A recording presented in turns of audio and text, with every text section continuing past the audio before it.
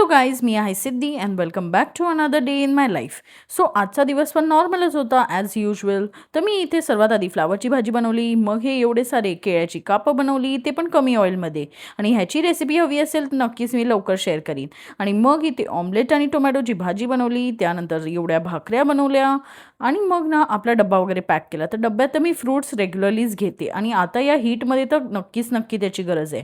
And than me oiling केलं. So ऑइलिंगसाठी सध्या ना मी हे विटॅमिन ईचे कॅप्सूल्स माझ्या तेलात टाकते and then double boiling method use करते. मस्त हेअर मसाज केला आणि मग हे तेल ना जवळपास 1-1.5 तास तरी केसांवर राहिलं पाहिजे. मग तोपर्यंत मी हे भाजी वगैरे निवडून घेतले आणि त्यानंतर लागली आपली एक्सरसाइज करायला, बिकॉज ते बऱ्याच टाईमपासून मिस होते माझ्याकडून.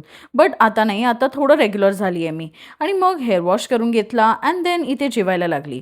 सो जेवणात तर एवढं सगळं मी होतं घेतलेलं, ज्यात सॅलड तर ऑब्व्हियसली असणारच असणार. आणि मग मी निघाली कामाला. आता निघताना रोडवर बघा दोन्ही बाजूनी लोक कन्स्ट्रक्शन करतायत. आता इथे कसं जाणार ते तुम्हीच बघा. एक तर गाड्या जातील, नाही तर माणसं तरी जातील. ॲटलीस्ट या लोकांनी एका साईडचं कन्स्ट्रक्शन काढायला होतं, म्हणजे दुसऱ्या बाजूनी वाट मोकळी असेल चालायला वगैरे. एनिवेज एवढ्या हीटमध्ये गरमी तर खूपच होते, त्यामुळे ड्रिंक इज मस्ट. सो इथे मी कधी नारळ पाणी पिते तर कधी मोसंबी ज्यूस.